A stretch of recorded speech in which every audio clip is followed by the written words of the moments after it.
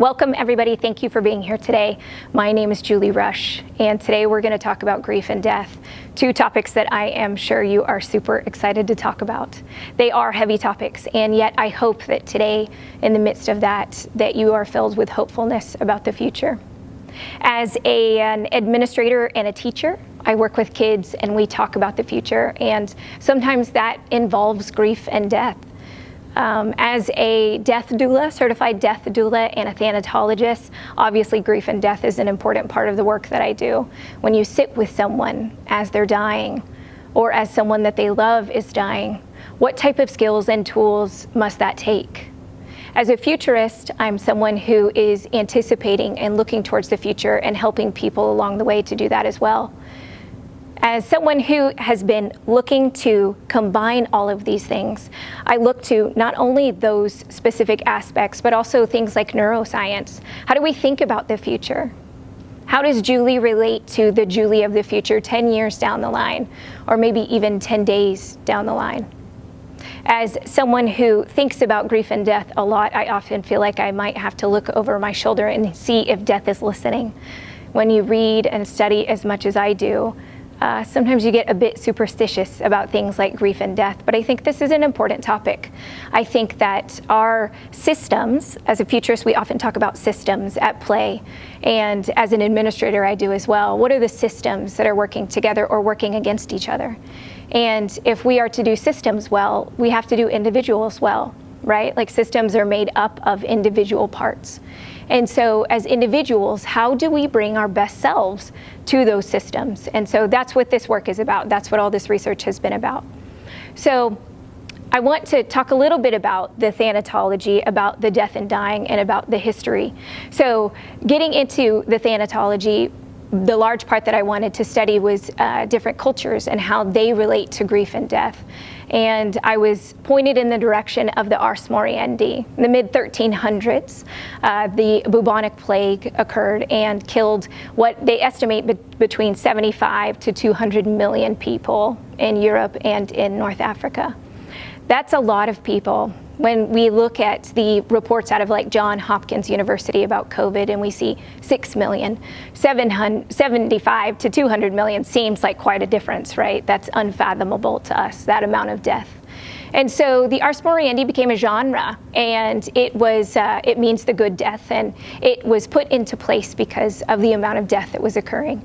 The religious people of the day were unable to help people as they were dying or transitioning, and so they wanted to give those abilities back to the people. And so what does that look like? What is the Ars Moriendi? And so one of the most famous versions of it are these block prints. They're imagery for people who weren't literate, who couldn't read at the time.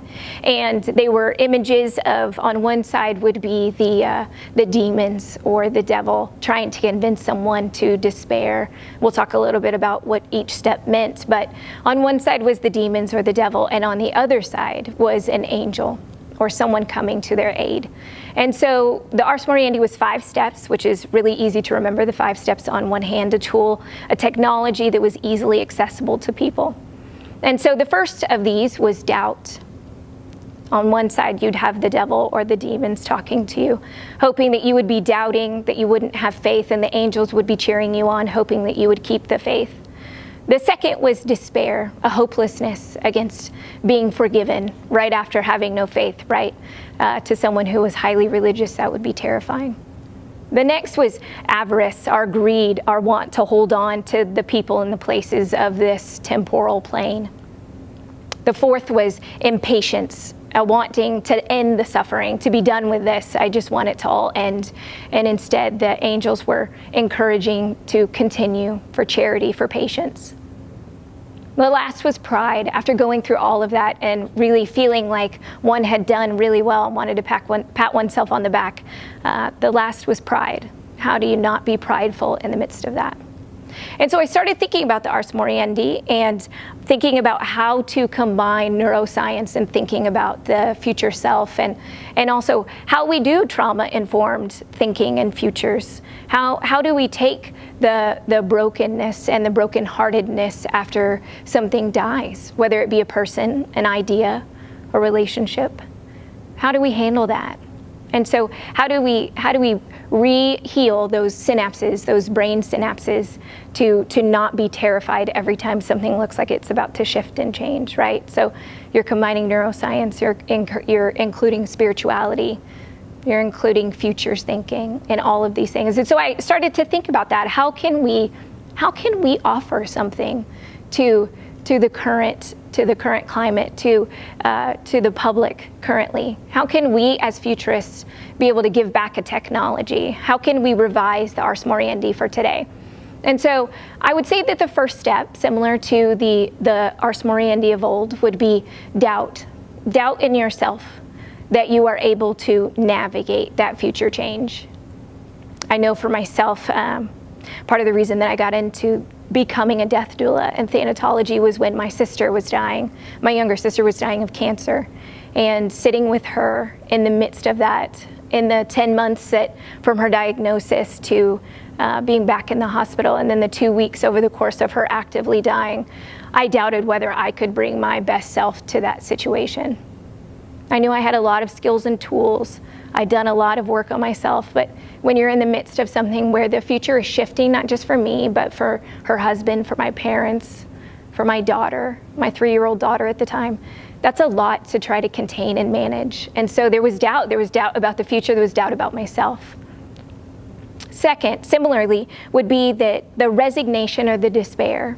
So similar to the despair before about wanting to be forgiven by God, I would say despair, the giving in to hopelessness, that this can be better, right? Even if you try to have some sort of hope about the future, to despair, to think that this will never be better, right?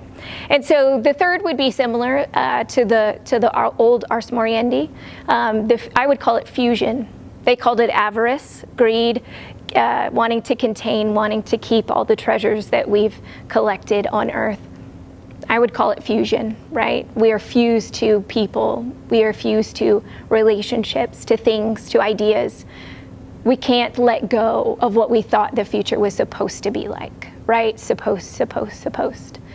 And we can't shift, right? We're clinging on. So the marriage ends. Or even a relationship that doesn't end poorly, right? Like there's that liminal space between grief and between hope and between excitement, right? There's so many different levels of emotions on that scale of positive and negative emotion. And so somewhere along there, unlike the Ars Moriendi from before, where it's very black and white, right? You've got angels versus demons. It's more nuanced, it's more subtle, what we have today. It's not quite so stark. And so those moments where you get the new job and you move to a new city and those relationships before might have to actually end or change. There's grief there, but there's also excitement and there's hope. When you get married, when your child is growing up, right? Like there are those moments where it's both and.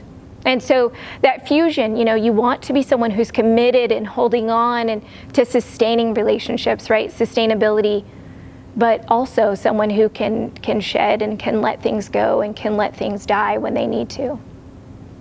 So that's the third, that's fusion. And so the fourth would be acceptance. I think that's acceptance that the shift is happening, right? We get to a place where we are choosing our best self in the midst of something that might be incredibly hard. And so if that's 4, then what would be 5, right? Like, so that's 4, that must be the end, right? Accepting it. No. 5 would be similar to the old Ars Moriendi. I think it's pride. I think it's when we believe that if we can be healthy enough, if we can be mature enough, if we can anticipate that we can somehow control the future, and we can't, right? Like these changes and these shifts will keep coming. And I don't think that that's in an effort for the universe to like test us and see what kind of stuff we're made out of. It's just what happens, right? Like this is the chaos of life. My sister got sick. My sister got cancer and she died. And there's people all the time who ask me, well, aren't you so angry? It's not right. It's not fair. Well, I think my sister and I agreed at the end that was just how it was going to go. And I'm here and I'm learning and I'm living out of that story. And yet my sister's story didn't end when she died, right? Like something new was born out of that. And so my hope with this type of work is that we can be people who who embrace that type of transition and change, who anticipate that type of transition and change. As an administrator and as a teacher, when I teach kids about the future and how to think about the future, it's not just about how to think, right? It's about how to feel about the future. And if we're to do our systems well, if we're to do our jobs well, if we're to do our friendships well, our communities, then why not be people who grieve well, who anticipate well, who do that both collectively and independently? I think that this is important work on multiple levels, and I think that it's part of what will continue to make us healthy, especially after something like COVID-19 and the amount of death that we saw, to the point where, I don't know about you, but I find myself numb. And I think that that keeps us from showing up. I think that keeps us from showing up in our workplaces. And so what might it be like if we anticipated death in a different way? There are lots of types of literature, the Tibetan Book of the Dead, or even the Ars Moriendi, that teach us that to get comfortable with death is a part of the work. To get comfortable with future's death, with transitional grief, I think better prepares us for what's coming that we can't stop.